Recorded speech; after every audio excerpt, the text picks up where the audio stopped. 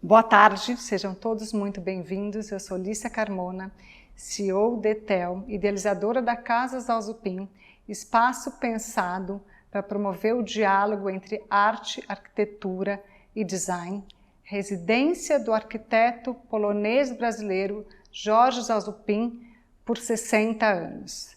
No momento, hospedamos aqui a exposição Ritmo, Rigor e Razão, com curadoria do Guilherme Wisnik, um diálogo entre as peças de mobiliário do Estúdio Branco e Preto e a arte construtivista. Como parte da programação da Semana do Design, temos o grande prazer de receber aqui hoje Marlene Milan Acaiaba. Bom, antes de começarmos, Marlene, gostaria de agradecer imensamente a sua presença aqui, ter aceitado o nosso convite e apresentá-las para quem não conhece o seu trabalho. Marlene é arquiteta, doutora pela FAU-USP, foi diretora do Museu da Casa Brasileira de 1995 a 2002, é uma pesquisadora e escritora de importantes livros sobre arquitetura moderna brasileira, arquitetura paulistana e a primeira pessoa responsável por se interessar e desbravar a história do Grupo Branco e Preto, que resultou na publicação do seu livro Branco e Preto, uma história do design brasileiro, de 1994. Este exemplar aqui.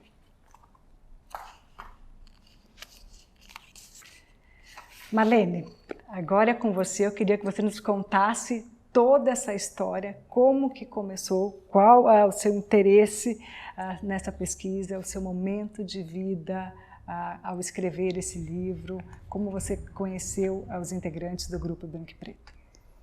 Bom, para começar, eu quero cumprimentar, e isso com muita emoção, o Miguel Forte, o Roberto Aflalo, o Carlos Milan, o Gasperini, a Terezinha, o Plínio Croce, a Irene Rust, o Chenhuá, as pessoas, e sobretudo Salvador Cândido, que era um gênio. Então, essa é uma história que hoje, aos 72 anos, eu me lembrei muito deles, porque eles tinham essa idade, mais ou menos, quando eu os procurei. E desde sempre me trataram como uma filha querida, e tudo chegou na minha mão na hora certa. Então, a minha história é um pouco assim, quer dizer, eu fiz primeiro a faculdade Mackenzie durante um ano, em 1968, um ano que teve maio de 68, que teve o CCC na filosofia, e diariamente eu visitava a FAU Velha. Eu queria ter entrado na FAU da Rua Maranhão, mas eu entrei no Mackenzie. E o Mackenzie era uma escola extremamente conservadora, muito difícil de estar, e eu senti prazer lá, porque havia sempre uma perseguição. E eu queria entrar na FAU Velha. Prestei vestibular no final do ano, fui para a FAU Velha, graças a Deus passei. E o primeiro ano de arquitetura eu fiz já na FAU Nova. Eu sou da primeira turma da FAU Nova. E logo que começou a escola, em abril, o Artigas, Palmeiras da Rocha, Metrejan foram aposentados. E a escola ficou sem sua coluna vertebral, sem o departamento de projeto como ele era. Mas, acho que desde sempre, desde pequena, eu sou uma pessoa muito voltada à história. Sempre gostei de história, não sei muito porque fui fazer arquitetura, a não ser para fazer uma contribuição para os arquitetos através da história. E sempre gostei de pesquisa. E logo no primeiro ano, o Gasperini era meu professor e ele me aceitou para ir trabalhar no escritório dele. Lá eu vi pela primeira vez o Gasperini, o Roberto Aflalo, o Plínio Croce. Trabalhei lá uns 2 anos, depois eu saí, mas esse momento com o Gasperini foi fundamental para frente. E com o Roberto Aflalo e para o Croce, enfim, eu sinto hoje que é uma história que veio sendo toda amarrada, independente de mim. Ela foi acontecendo ao longo de um tempo que acabou, é uma história de amor que acabou com uma exposição linda no MASP, a primeira exposição grande de design no MASP, e com esse livro em 94. Então, assim, a escola quando aconteceu... A minha escola, a FAO, era uma escola que tinha toda uma série de valores e mais difíceis de você estar lá, a não ser que você realmente se formatasse. E eu, assim que me formei, eu me formatei, porque assim, eu fiz uma pesquisa, que é o primeiro trabalho sobre arquitetura paulista, que foi baseado em 400 casas que foram publicadas, e eu escolhi 44 casas. Nos anos, ela vai de 47 a 1975, quando a minha casa, Residência Milan, projetada pelo Marcos Acaiaba, fica pronta. Para compreender a casa que eu ia morar, eu resolvi fazer um belo de um estudo. E assim, aí nesse momento eu fui conhecer a residência ali, porque assim, meu orientador falou, tá bom, tudo bem, só se você levantar, fizer um levantamento métrico preciso das casas, redesenhar como elas são, ok, a gente vai aceitar isso para a academia. E eu fiz isso. E a primeira vez que, então, sai publicado, depois do livro do Henrique Mindler, muito anterior, a residência da Lina Bardi, as residências do Miguel Forte e muitas residências do Artigas, enfim, foram todas aqui, apareceram novamente. Bom, nesse momento que eu estou fazendo o levantamento métrico, que eu estou estudando, uma pessoa que trabalhou comigo, que é uma historiadora muito importante, professora do Mackenzie, era a minha estagiária naquele momento, ela falou, eu falei, nossa, eu tenho aqui 2 casas do Miguel Forte, mas eu, assim, não sei, não conheço, né, porque é do Mackenzie, assim, a gente era da FAO, do Mackenzie é outro mundo, e o mundo era dividido em 2, quer dizer, em 91, quando eu faço o meu doutoramento, é quando cai o Muro de Berlim. Então, o mundo era dividido em 2, se você está desse lado, você não está do outro. E isso é evidente, quer dizer, estava na FAO Velha, não estava na FAO Nova, não estava no Mackenzie. Aí o Miguel Forte se oferece, porque ele realmente sempre foi uma pessoa assim, muito graciosa, muito querida, quem conheceu sabe, uma pessoa muito afetiva. Ele tinha 2 filhos homens e imediatamente ele me adotou. Eu era moça, eu era, né, vinha trazendo uma coisa para eles que eles, na realidade, estavam sentindo, eles eram isolados como grupo, eles viviam num grupo isolado, eles não faziam parte do mainstream, porque o mainstream era a FAO, era Artigas, era essa coisa. Aí o Miguel imediatamente se dispôs a visitar 2 casas comigo, ele não deixou, os outros eu ia sozinha, eu ia com as plantas, eu ia me virar. Não, o Miguel falou, eu vou junto. E aí eu conheci a residência Enzo Segre, que hoje pensando seria uma casa maravilhosa, porque ela tem 3 andares, e um andar era para a mãe, o outro andar era para o filho, e o outro andar era para a família da irmã. Ou seja, imagina o plano dessa casa, que coisa genial, né? Sim. Não vai ter idoso isolado e sozinho, né? Então, assim, lá eu vi pela primeira vez os móveis do branco e preto. Tomei nota na cabeça. O que é isso? Mas não era o meu interesse. E o Miguel Forte, sim, passou a ser meu interesse, porque ele era um homem tão querido e explicava tudo com tanta calma. E eu vinha de um universo onde o detalhe não tinha a menor importância. O que a gente tinha que pensar era no partido da arquitetura, ou então é assim o partido. E o Miguel, pela minha alma, eu diria, o detalhe era uma coisa que eu queria saber como é que faz e como é que é. E o Miguel e esse grupo são pessoas que acreditavam que Deus está no detalhe. Então, mudou toda a configuração. Eu vinha de um grupo que era outro raciocínio para um grupo que tinha esse raciocínio. E o Miguel foi me mostrando, foi me explicando essa casa, e depois a casa do irmão dele, que é uma casa exemplar, do Luiz Forte. E nós então começamos a ficar nessa amizade muito grande mesmo. Havia um amor. O Miguel saía comigo na rua, porque ele achava, não, eu gostaria que você, olha essa roupa, ia ficar bom. Quer dizer, coisas que nunca tinham acontecido, jamais iria acontecer no universo masculino da FAO do tempo que eu fiz. que eu estou falando do final dos anos 60 e 70.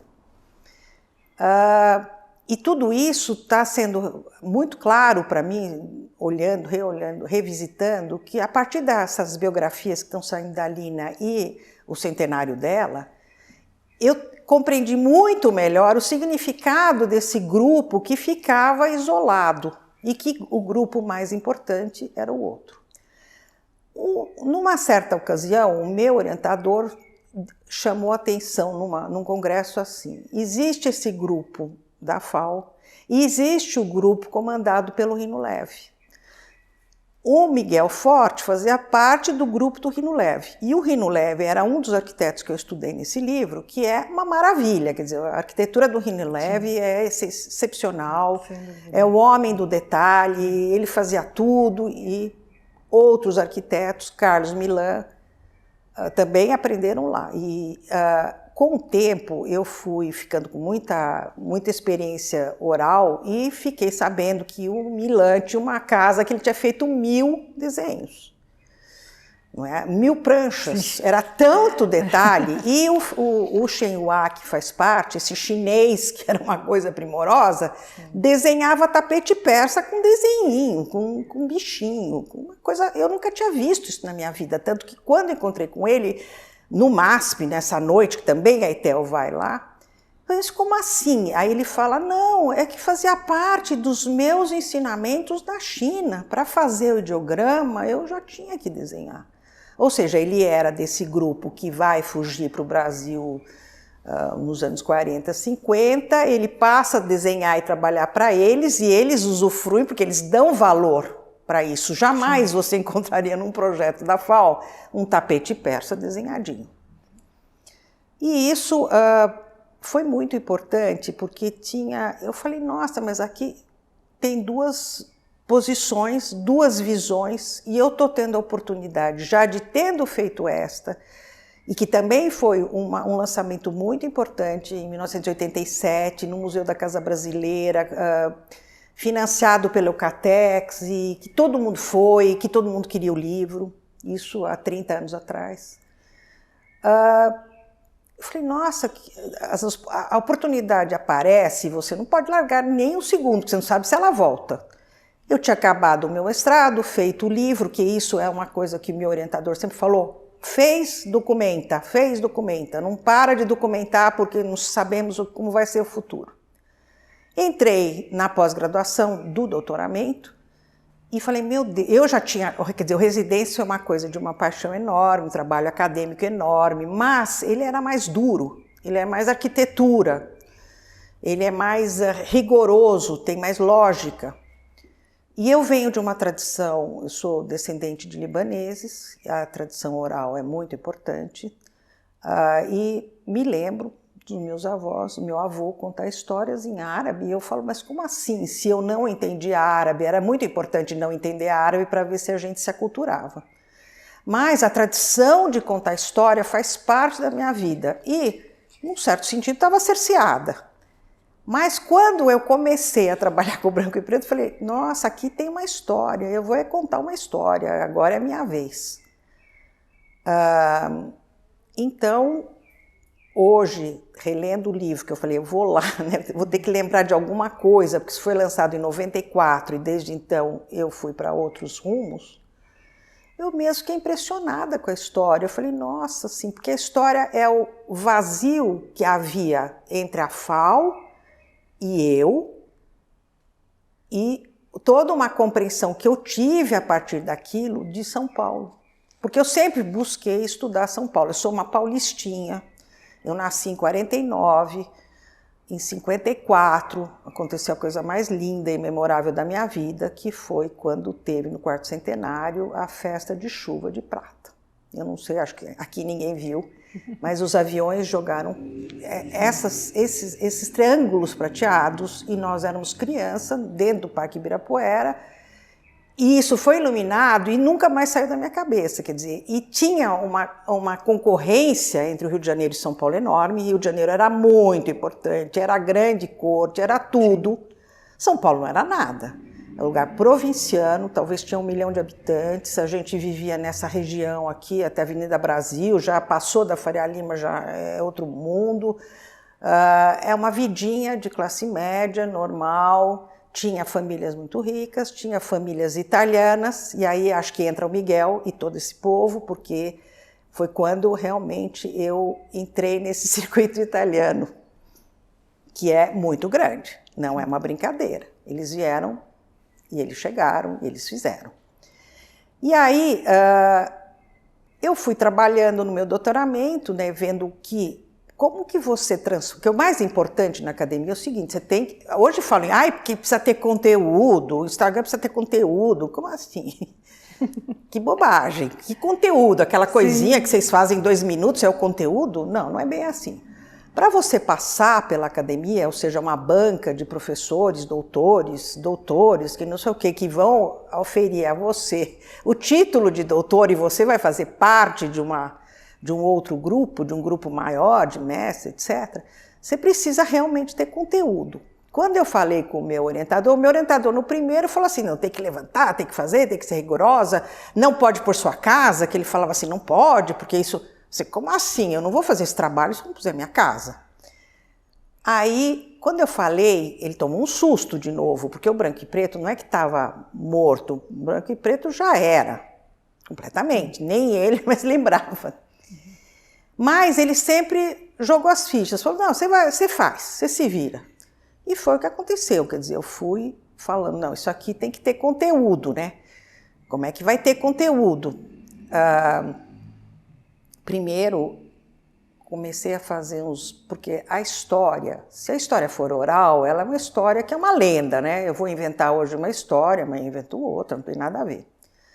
Agora, se a história tem documentos, se a história tem prova, né, comprovação, aí eu posso até ter testemunhos orais, mas eu vou comprovar com os documentos que, olha, o que eu estou falando existe aqui, está aqui comprovado. Então, aos poucos, primeiro o Jacó Rust, que era uma figura amadíssima e que conseguiu atravessar Mackenzie Fall. Ele era amado pelo Artigas, ele era um homem muito culto, eu não conheci, mas era um intelectual importante de São Paulo, fazia parte do grupo dos judeus, da Lazar Segal, Warshawski. Ele era um cara diferenciado.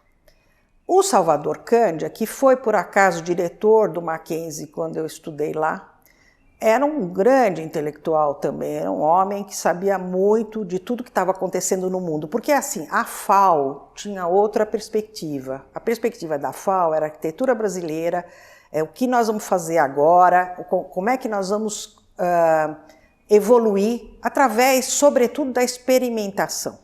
Aqui é arquitetura experimental, então vamos experimentar.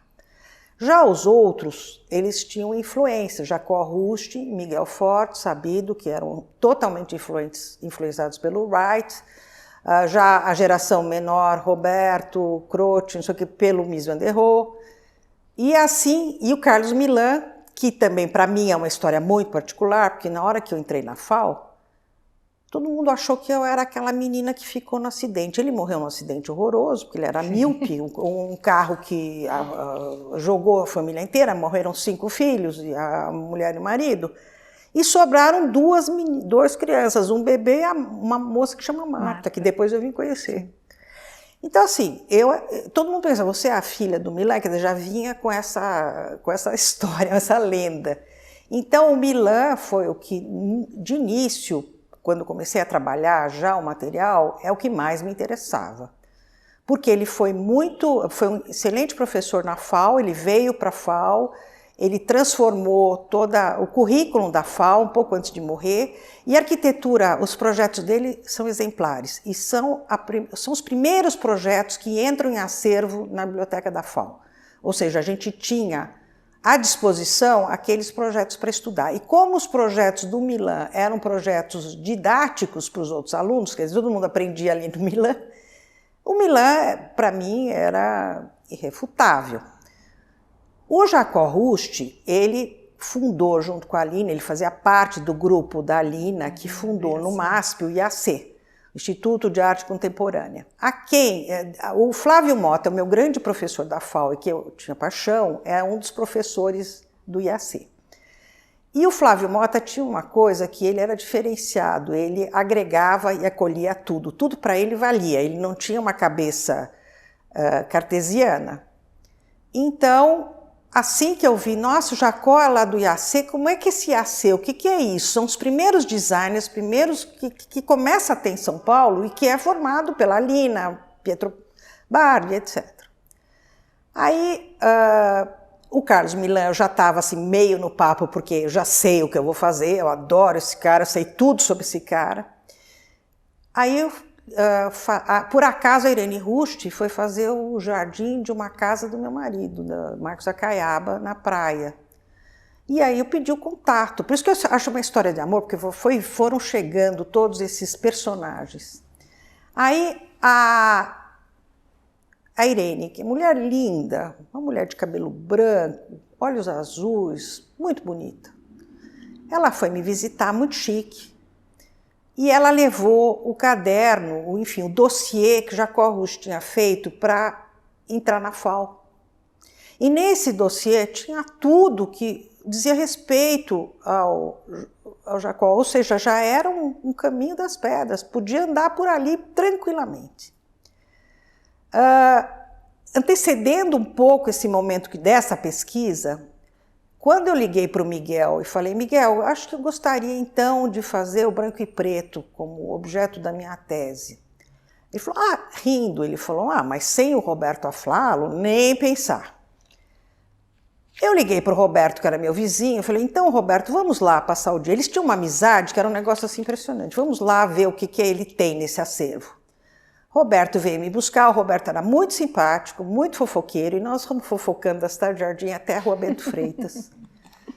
E já um prazer. Aí sentamos os dois, Miguel Forte, Roberto, e eles começaram a tirar das gavetas todo esse acervo. Gente, o que é para um historiador, um pesquisador, um acervo que está ali guardadinho esperando você? Eu falei, não estou acreditando nisso aqui.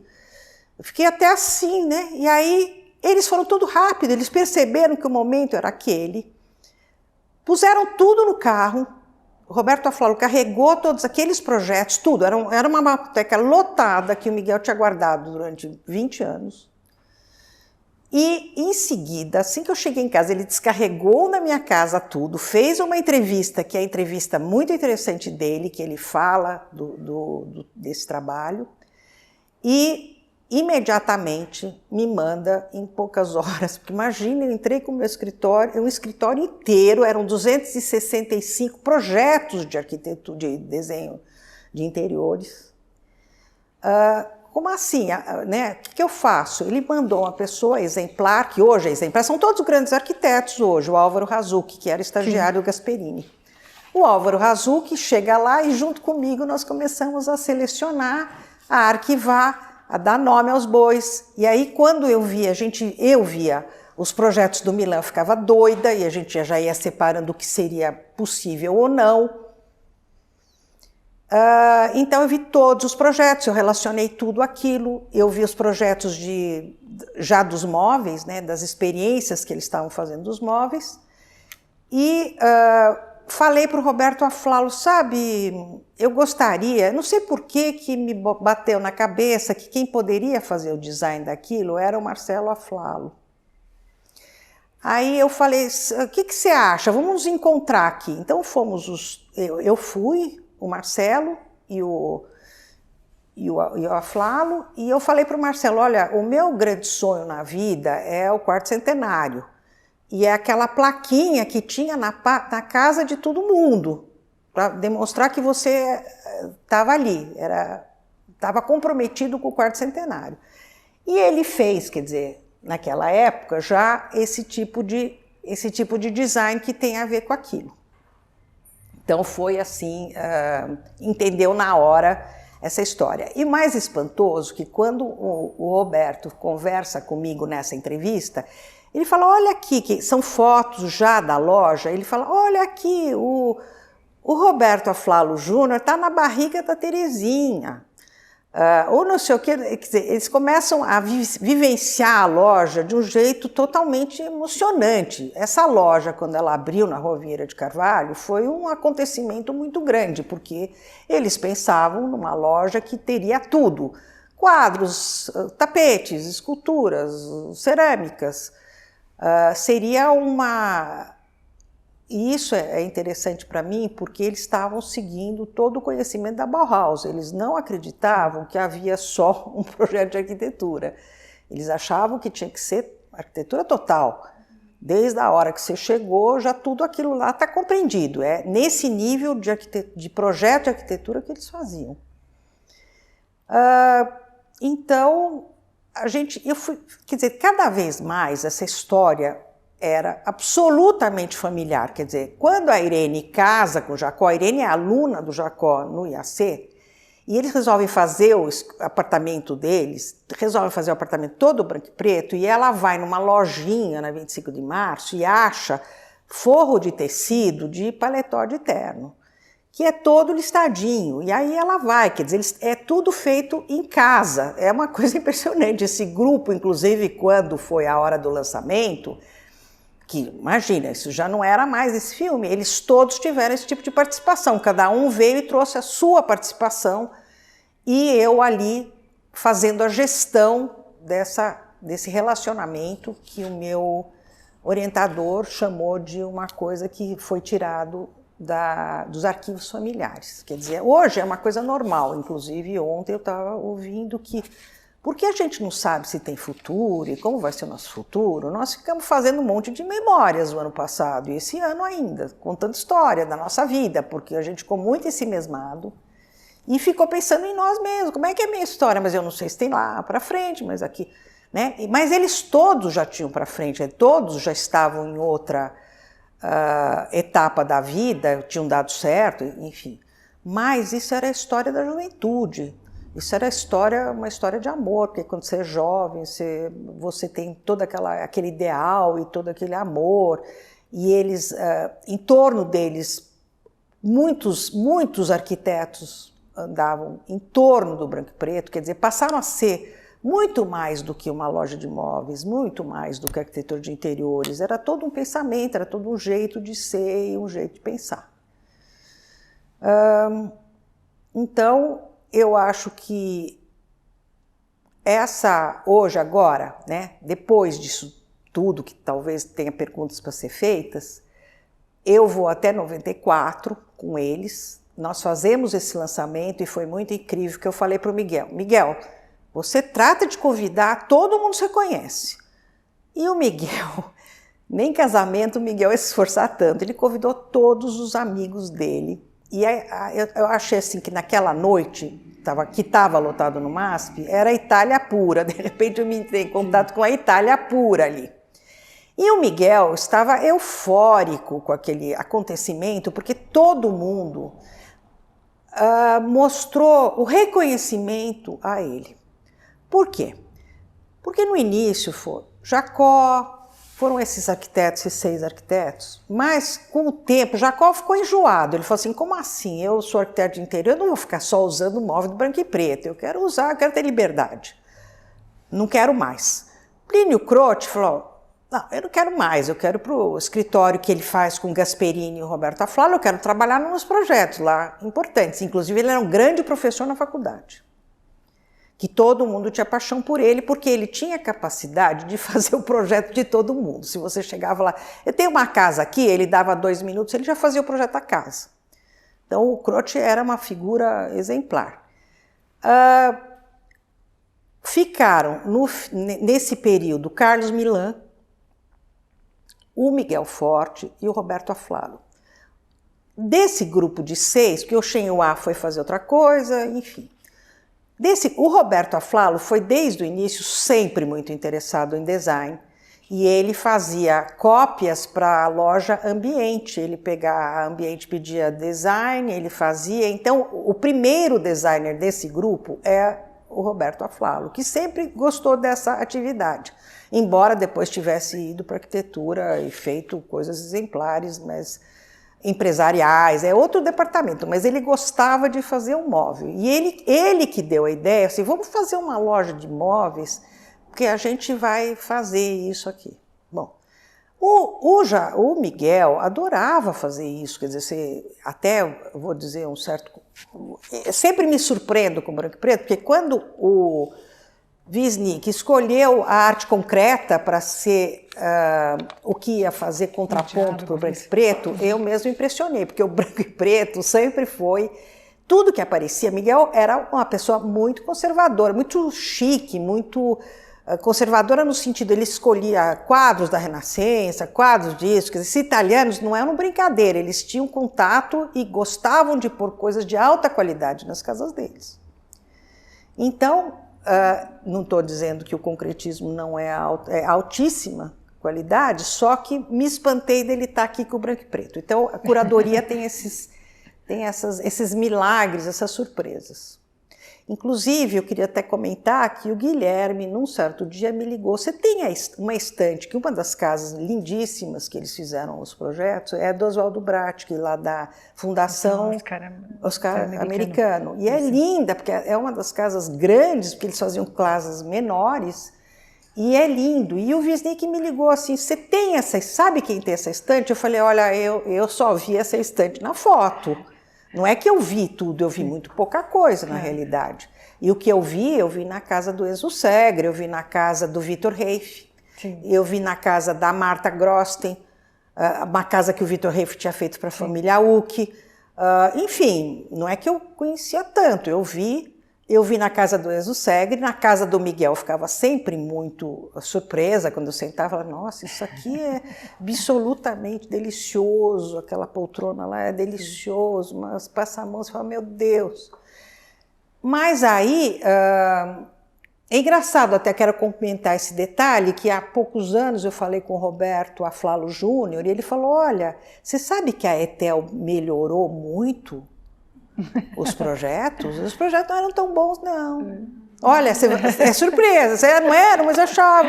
Não, ela melhorou muito, a qualidade dos móveis hoje nem se compara com aqueles que você conheceu. Então, mais um ponto para a Etel. Bom, aí eu acho assim, quando acabou, talvez agora eu vou fazer um pouco de dispersão, quando acabou a exposição, a Terezinha, me parecia que era a pessoa que estava comandando isso, e eles todos, falaram na Etel. Não, a Etel vem aqui hoje, a Etel vai ver isso, e a Etel está interessada. Porque a gente é sempre assim, né? A gente se apega e, nossa, isso aqui não vai mais para frente que isso, porque se for mais para frente que isso, já não é meu. E aí, uma coisa que meu orientador sempre me ensinou é o seguinte, a hora que você bota qualquer coisa no mundo, já não te pertence, né? Pertence ao mundo. E eu fiquei chocada, sei, como assim, reedição, o que é isso? O que é essa coisa do design, né? Do comércio do design, que eu não estou entendendo.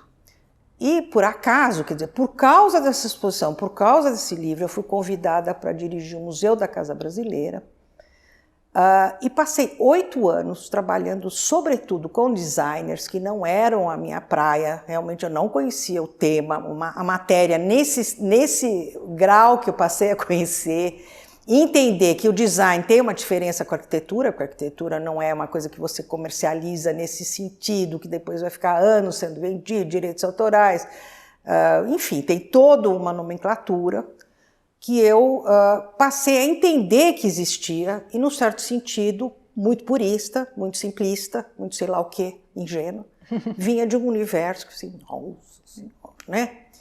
Mas eu trabalhei muito, fiz 10 livros lá e fiz, sobretudo, o livro mais importante, que foi do 9º ao 16º Prêmio Design. Porque assim, o que eu faço quando eu chego? Eu organizo, eu pesquiso, faço virar livro, porque é a única coisa que vai me sobreviver. E que eu tenho certeza que naquela hora, porque assim, eu não seria capaz de fazer esse livro de novo. Naquela hora eu era capaz, né? E então fui deixando registrado o que eu era capaz e assim não era capaz, porque nem sabia que existia essa profissão, curadora. Sim. Não era, nem sabia que isso existia. Eu era capaz de fazer pesquisa, livros, publicar, organizar o museu, organizar o acervo do museu, que era um monstro. Eu organizei o móvel da Casa Brasileira, organizar o acervo do Hernani, enfim, isso era, hoje não posso, hoje não aguento uma tarefa dessa, é uma tarefa hercúlea, você tem que ter realmente a paciência de fazer isso. E também acho que a transformação que o mundo sofreu, fica tudo muito difícil da gente entender de novo, né? Como é que é? Como é que eu volto lá? O que que eu volto? O que que eu retomo? O que que é importante para mim? Então, eu sinto que nessa perspectiva, muito importante para mim é a ETEL. É o que a ETEL fez, porque o que a ETEL fez abriu um espaço que, segundo eu li, eu não sei se é verdade ou não, em 17 países vendem móveis do branco e preto. Gente, aquela coisa lá que estava naquele arquivo que morto. Estava no seu livro aqui, exatamente onde começou. Que é isso? Quer dizer, como assim? Né? Como que foi que as pessoas quiserem? Minha filha, que é arquiteta, outro dia me perguntou, você não quis ficar com nenhum móvel? Eu falei, olha, a mulher do Enzo Segre me ofereceu, mas não faz parte do meu valor ficar com peças de coleção. Eu tenho horror de coleção, quer dizer, para mim. Eu não vou ficar com nada. Eu trabalhei bastante, 8 anos, eu tinha lá coisas da Marquesa dos Santos, coisas de não sei o quê. Nossa, e sou uma pessoa assim que acha assim, não, ok, tá bom para o museu, não tá bom para mim.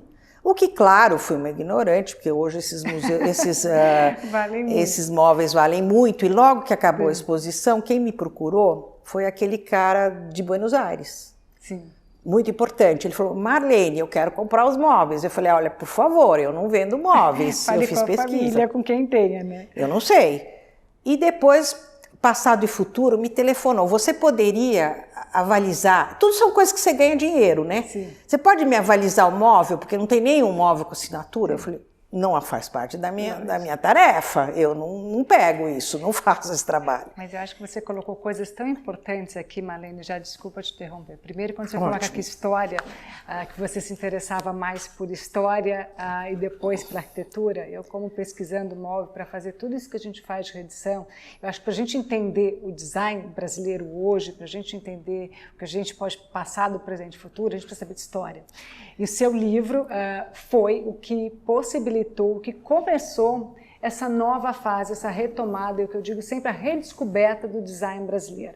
Porque não só iniciativas como a do Branco e Preto, como outras, como o próprio Jorge Azupin, que a gente está hoje na residência dele, elas se perderam depois do tempo. O Brasil sofreu um hiato muito grande. Então, quando você fez essa belíssima exposição e o lançamento desse livro incrível no MASP em 94, para voltar da onde você terminou e depois tem uma série de perguntas para te fazer, teve uma matéria importantíssima no jornal, na época, era o Persona do César Job, e o próprio Miguel falava se alguém pudesse reeditar esse móvel, esse alguém seria a ETEL Carmona, porque nós tínhamos uma marcenaria artesanal, pela maneira como a gente produzia, pelo rigor e pela qualidade, só que de 94 precisou ser até 2002, quando a gente fez a primeira reedição a convite do Marcelo. O Marcelo levou a poltrona MF5, que faz parte dessa exposição, é a mesma poltrona de época dos anos 50, com tecido original, e trouxe depois do seu livro, por conta do seu livro, que eu quero ressaltar aqui, reforçar a importância da sua presença hoje aqui, a importância de registrar, como diz você,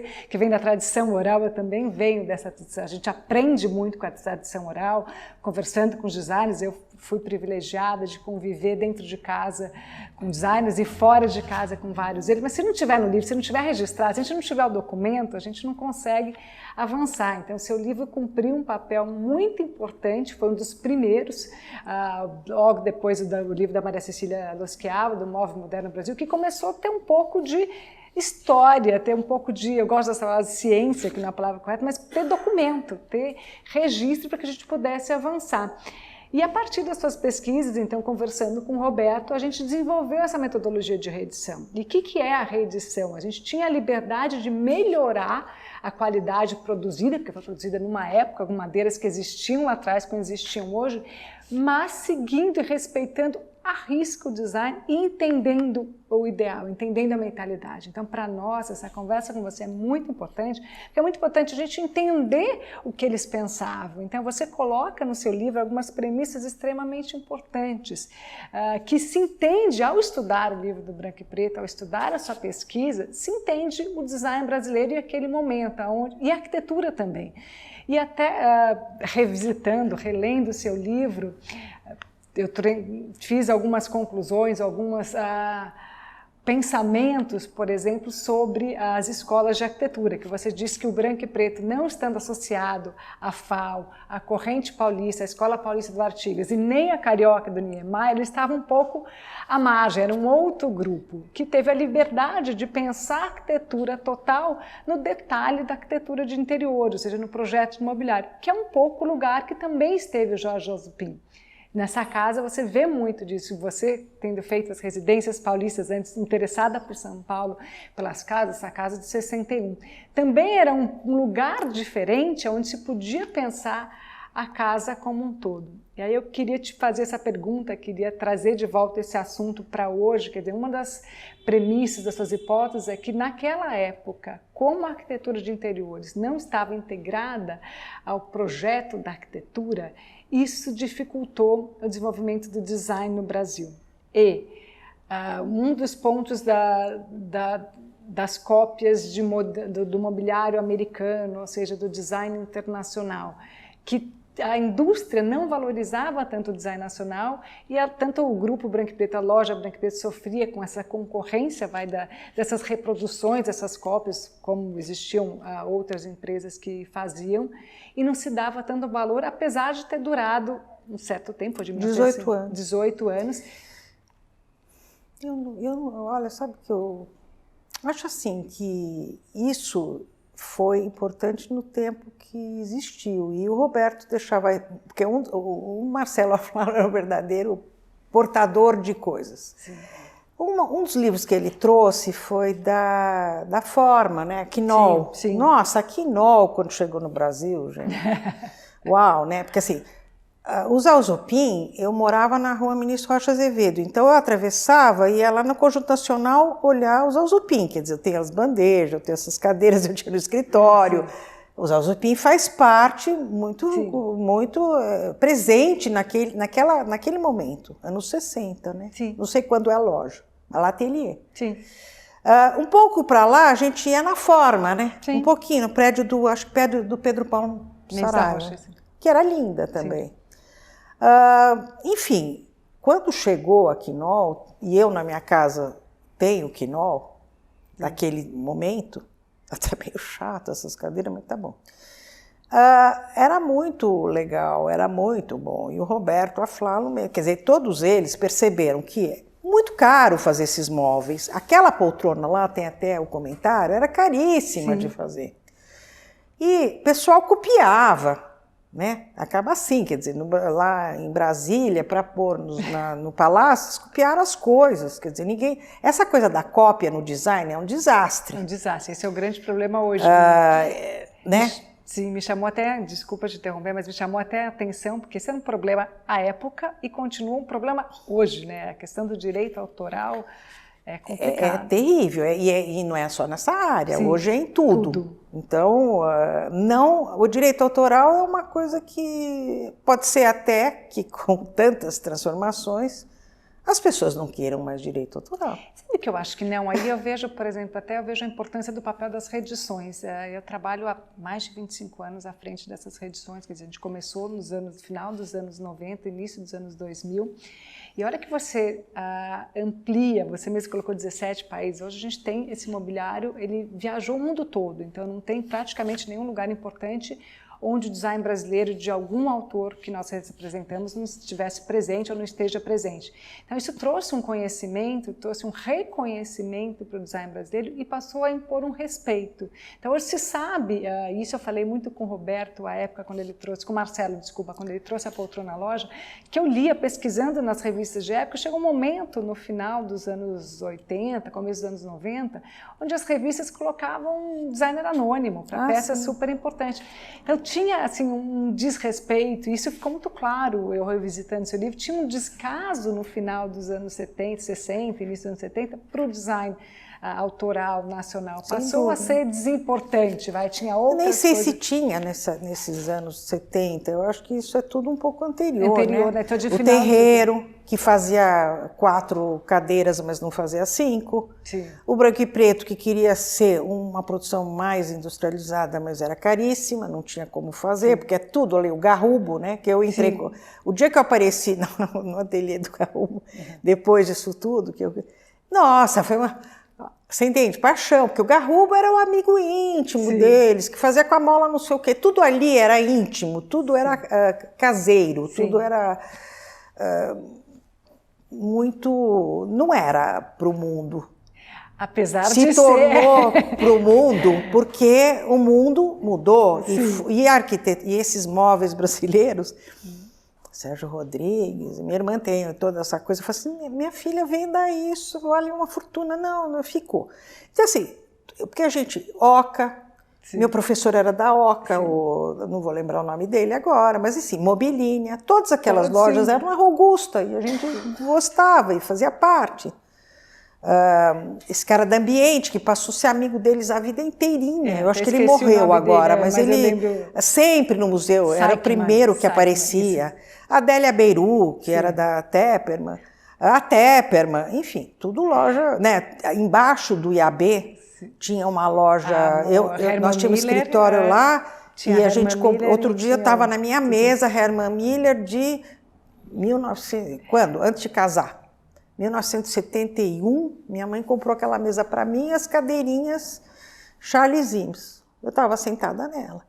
Só que beleza, 50 anos. 50 anos usando. Mas é interessante você colocar, Marlene, que não era para o mundo, mas o ideal deles eram móveis nacionais, né, com identidade nacional, para conquistar o mundo, para poder cumprir esse programa internacional, né? Porque todos eles, aí você traz no seu livro um ponto super importante, eles tinham esse conhecimento, eles viajavam, eles estiveram fora, tiveram contato tanto com Wright, com todos os outros, com Philip Johnson, com outros arquitetos. Então eles traziam muito esse mundo globalizado, que não era globalizado, mas esse contato com o mundo externo, mas produziam, então uma das suas hipóteses, premissas, que é um pouco o design dessa época, o design brasileiro, o modernismo que a gente tanto fala, né, da década de 50, essa é a premissa de uma identidade nacional para ser um player internacional. Mas não, isso acho que você está exagerando. Não, mas é óbvio, porque eram muito pequenos. Não então é, imagina, é uma cidade provinciana.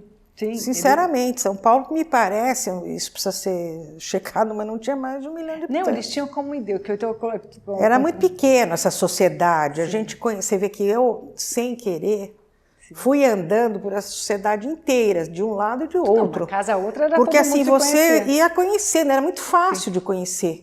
Não era uma coisa tão complicada. O Guilherme Pauliello, por exemplo, passou almoçando na minha casa há muito tempo, amigo íntimo.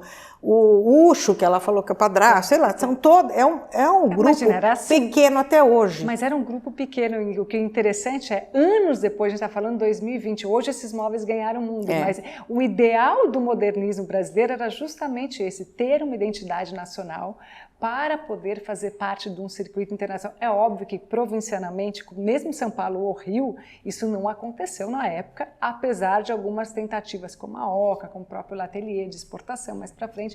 Hoje, e aí eu estou já pulando, chegando no futuro, chegando no presente, pensando para o futuro. Hoje esses mobiliários esse design brasileiro ganhou o mundo. Então hoje ele é apreciado por para os grandes especialistas, pelo mercado. E o que eu acredito muito no papel da reedição, quer dizer, por que vale a pena, a gente começou essa conversa esse é o motivo desse encontro. É justamente você manter viva essa história, você preservar uma memória e ampliar esse acesso, e um acesso não só através de documento, mas um acesso de tocar, de vivenciar, de experimentar esse mobiliário. Então, acho que o Brasil, para poder, isso é minha, agora estou te dando uma opinião pessoal, um crédito é do pessoal. Eu acho que para a gente evoluir do modernismo, a gente tem que digerir e internalizar e conhecer toda essa história que você com maestria trouxe no Branco e Preto, e o seu livro fala não só de Branco e Preto, mas fala dos demais, quer dizer, do momento que era São Paulo especificamente naquela década de 50 e 60, né? Você sabe que eu acho da história, assim, o que vai ficar? Ninguém sabe. O que você busca? Todo mundo faz história, a gente tem muita história de São Paulo hoje. Quando eu comecei não tinha ninguém, hoje todo mundo está historiado. E tudo está historiado. Sim. E agora com esse da Lina, então, ficou completão. 2 da Lina, né? Não, eles são completos. Eu nunca vi a pesquisa desse Zogler, é maravilhosa. Sim. Aí eu acho assim, o que será que vai ficar para daqui 100? Porque essa questão da seleção humana e daquilo que realmente vai ficar, não sei se você lembra, mas não lembra, o Fahrenheit, que foi um filme que queimavam todos os livros. A gente está tendo umas experiências assim, as coisas estão apagando, o que está sobrando, o que tem valor, o que não tem valor. Já nessa fase da pandemia houve uma mudança muito grande. Então, eu não posso dizer o que vai ficar para daqui 100 anos. Porque quando você fala tudo isso, na minha juventude, eu penso assim, Oscar Niemeyer, né? Sim. Não teve nada no Brasil que se comparou em termos de criatividade, genialidade e de ser internacional. Sim, sim. Né? Então, assim, eu me lembro de 2 coisas engraçadas. O Isai falou assim para mim, quando o livro esgotou, o Isai, vocês sabem, amigo de vocês. Sim, claro. Não daria para você reeditar e para eu poder pôr em todos os quartos do Fasano? Ele queria ter em todos os quartos do Fasano esse livro. Ele foi muito ligado a Jacó Rust. Ele aprendeu com Jacó Rust, né? Sem dúvida.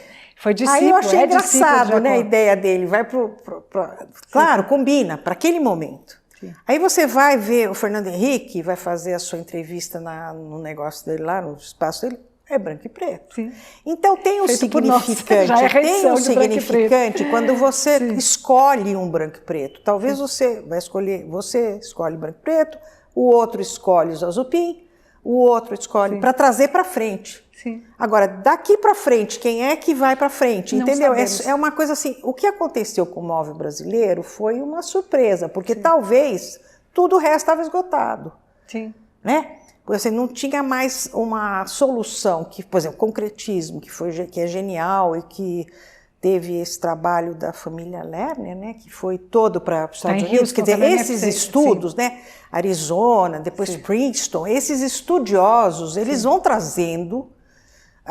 Não temos mais nada para estudar, porque eu também sou assim. O que eu vou estudar agora? Porque eu não quero ficar competindo com ninguém. Agora eu vou estudar isso que ninguém está nesse território. O que você está pensando em estudar agora? Não, agora eu vou continuar fazendo meu trabalho. É melhor a gente não falar ainda. Mas assim, você sempre quer estar num trabalho que seja original. Claro. E o Branco e Preto me deu essa satisfação, como também essas casas. Era original, só tinha essas casas, que foram escolhidas dentro de um universo de 400. Eu falei, olha, de vanguarda, eu só vou fazer de vanguarda, não quero trabalho que seja nem corrente e nem comercial. Sim. Porque é a vanguarda que virou corrente e comercial. Ali eu falei, não estou acreditando, isso aqui é meu. Sim. Agora, como eu vou fazer isso virar alguma coisa? Você sabe que você tem uma outra passagem do seu livro muito interessante que me lembrou até daqui da casa, que a gente já está em momentos finais aqui para terminar, que eu sempre me questionei e respondo. Eu acho que essas pesquisas elas respondem algumas inquietações, algumas perguntas. O porquê dessas residências paulistas estarem próximas à arquitetura mediterrânea? E você colocou um pouco isso no seu livro, que ao mesmo tempo que eles estavam procurando soluções modernas, eles tinham uma aproximação com o passado, uma revisitação do passado longínquo e com essa arquitetura contemporânea que era mais aconchegante, que trazia mais esse aconchego, esse calor, interior. E essa casa, quando a gente terminou, até a Verônica Zalzupin está aqui, a gente eu tive muito essa sensação. E voltando, quando eu li seu livro a primeira vez, era algo que eu estava tão mais interessada no mobiliário e não olhando essas relações do interior com o exterior e para onde esse grupo, que não fazia parte dessas duas escolas, como a gente já falou muito aqui, super importantes, com nomes como Niemeyer no Rio e o Artigas aqui em São Paulo, acharam o seu caminho de expressão. Então, isso foi Mas eu acho assim, o Zalzupin achou, o outro achou, mas num certo sentido, naquele momento, por exemplo, o Vitor Reiff, que ficou tão ligado em mim, porque o Vitor Reiff, tudo que ele tinha lá queimou, o prédio do Quinta Avenida queimou, todo o acervo dele, quer dizer, uma pessoa que vivenciou 2 vezes todo o acervo ser queimado, que é uma coisa brutal, né? Sim. E quando eu apareço e falo, Vitor Reiff, olha que casa linda da Rua Primavera, que tinha os móveis, nossa, foi paixão direta, e aí ele me dá uma aquarela lindíssima. Sim. Porque eu era a pessoa que falava, quer dizer, existe um certo... Eles estavam isolados, igual a gente lê a biografia da Alina, a Alina ficou muito isolada, só que ela era mulher. Sim. É a única mulher que eu conheço naquela época, né? Agora, eles ficaram isolados porque eles eram estrangeiros, porque eles eram isso. O Calab, por exemplo, que foi um cara que também eu identifico e mostro aqui, daí vem a família atrás. Mas é uma coisa assim, um acontecimento. O Calab era muito importante em Veneza, ele era o diretor de Veneza, ele teve que vir para cá e aí ele não aguentou, porque também tem, não para os casos do Branco e Preto, porque eles eram muito, se divertiam muito e foram muito bem-sucedidos, mas para uns e outros não era fácil sobreviver num certo isolamento, porque preconceito também é difícil, né? Você sobreviver ao preconceito, porque se você não estiver formatando-se em relação a isso. Então aí, eu acho que só queria entrar um parênteses, que o Abrão Sonovics falou, poxa, você conhece o Miguel por causa do livro? Vai lá e vamos trazer o Miguel para a FAO, para fazer na pós-graduação. Eu fui lá, preparei, e o Miguel tinha uma característica, que depois vai ter reincidir no meu doutoramento, quando ele começava a falar... Eu não sei se é comédia da arte ou o quê, mas ele levava todo mundo a chorar. E já tinham me avisado, o pessoal abriu espaço para ele no doutoramento, que não pode, porque o Miguel era querido ali daquela banca. E quando ele acabou de falar o que era a vida de um arquiteto, como foi... Não está gravado, não tem e-mail, não tem nada. Como é a vida de ser um arquiteto, qual é a crença, a fé e tudo isso. Tinha umas 60 pessoas ali assistindo, todo mundo chorou. Quer dizer, não é uma facilidade, não vamos simplificar. Não, foi tudo muito difícil. Era um momento também de Brasil muito difícil. Não, é que eles queriam ser, o Salvador deixa claro, querem ser modernos. Exatamente. Não aguento mais aquele Cristiano das Neves. Não, e eles compraram uma briga até dentro do próprio Mackenzie, né? Eles não pertenciam à FAO, mas também não eram aliados com a própria escola deles. Exatamente. Eles não seguiam... Então você fica naquela situação, né? Que você nem é isso nem é aquilo. Então eu acho que nesse sentido a reedição vem e traz... Eu acho que traz luz a essa história. Uma justiça. Sim. Tem justiça nisso aí, né? A gente traz a justiça quando traz um arquivo que está morto e ninguém vai se importar. A gente traz a justiça quando a gente diz, tem 17 países interessados no que você fazia. Eu não sei, se a gente for botar na balança, em que medida o trabalho deles, pessoal de arquitetura, tem o mesmo interesse que vai suscitar no mobiliário. Eu acho que nesse grupo, esse é um ponto, Marlene, é um ponto importante. Eu acho que eles tiveram... Como provavelmente eram os que mais estavam dedicados aos interiores e mais à produção de mobiliário, a produção de mobiliário de design sobrepujou a produção de arquitetura. Então, hoje você olha de longe, você sabe mais sobre eles do mobiliário e mais sobre os Zalzupin do mobiliário, ou até mesmo do Sérgio, do que da arquitetura. Mas eu acho que, para a gente concluir, que a gente está terminando o tempo, você colocou outro ponto muito importante. Acho que traz justiça e traz verdade. O nosso interesse é trazer a verdade, porque tem muito... como diz você, sem documento fica tudo um pouco falácia, né? Então a gente precisa de livro, a gente precisa de provas, a gente precisa de materialização, a gente precisa de peças de época, como a gente tem aqui, com a mesa do André, a poltrona do Marcelo, que trazem isso, ou os móveis do Zalzupin, que eram da casa dele, que contam isso, e contam essa história do Brasil, a história do uso daquela madeira. Então, naquela época se usava essa madeira, agora se usa isso. E eles foram, eu concordo com você, com o seu livro, com a tese do seu livro, concordo com o que a Maria Cecília Loschiavo colocou, eles foram um marco importante, eles mudaram realmente o design de mobiliário de São Paulo, sobretudo, no Rio tinha terreiro, e eles foram muito modernos, quer dizer, hoje a gente olha para trás, o design moderno brasileiro é muito importante por conta desses autores, e tinha muita qualidade, e aí minha provocação final para o futuro, eu falei até isso para sua filha, para a Marina, eles todos eram muito intelectuais, tinham um envolvimento muito próximo com a academia. Você vê, o Hurt foi do IAC, depois foi da FAO, o Milan foi muito importante na reforma do currículo, eles tinham um pensamento crítico. Hoje, você já colocou isso na sua fala inicial, quer dizer, todo mundo, tem conteúdo, é Instagram, é mídia social, mas é superficial a 2 linhas, ninguém pesquisa um pouco mais, ninguém se aprofunda um pouco mais. Então eu vejo que aí, segundo a minha opinião, esse é um ponto de vista pessoal, para a gente ser verdadeiramente contemporâneo, para a gente passar para a próxima fase de design, a gente precisa ter uma bagagem, a gente precisa ter uma profundidade maior de entender a residência, entender o morar. Como vai? Ninguém sabe, tudo isso que a gente vê, o pós-pandemia, quando vai ser o morar, o que a gente vai precisar de equipamentos, mas de fato colocar pensamento nisso. O que será que é o morar no futuro? O que a gente precisa de pensamento? Ou seja, os designers, os arquitetos daquela época, e você que fez parte disso tudo, tanto começando no Mackenzie, depois na FAO, depois no Museu da Casa Brasileira, editando, produzindo, escrevendo todos esses livros, contribuiu muito para esse pensamento. Acho que isso que a gente está fazendo hoje, essa conversa, é importante para que a gente provoque, instigue, que não pode ficar só nessa camada superficial, segundo eu acredito. Não, eu acho que vocês estão fazendo uma coisa excepcional, até o Marcos, antes de eu sair, falou, nossa, essa Casa Zalzupin está tão famosa, não sei o que, ele já sabia onde era, agora tá pegando fogo isso, né? É que está abrindo e está mostrando, e o Wisnik é uma pessoa que todo mundo adora, um trabalho excepcional, e vocês, enfim, vocês estão fazendo história, ué. Agora, o que é, eu não sei, porque eu realmente, essa ideia de que a gente tem que pensar tudo lá atrás, não sabe como é que é o futuro, eu não sei bem como é que vai ser tudo isso. Eu já estudei todas as possibilidades, né, de instituto, disso, daquilo. Eu já vi ontem que vocês fizeram, na realidade, uma espécie de por 2 anos. Na verdade, né? A gente abriu, qual que é a ideia, para eu te explicar um pouco melhor e para todos que estão nos ouvindo da Casa Zupin. A gente também não pensou muito no futuro, a gente pensou no momento. Então, eu sou muito, como você, ligada a São Paulo, ligada a essas casas, vivo uma experiência fora, na Itália, onde a gente se preserva em primeiro lugar.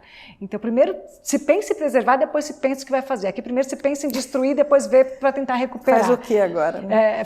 Depois que se perdeu, como que a gente faz? Então, a residência passou por uma segunda fase, quer dizer, depois da partida do Jorge, era uma residência importante, é uma residência de autor, tem os arquivos do Jorge aqui.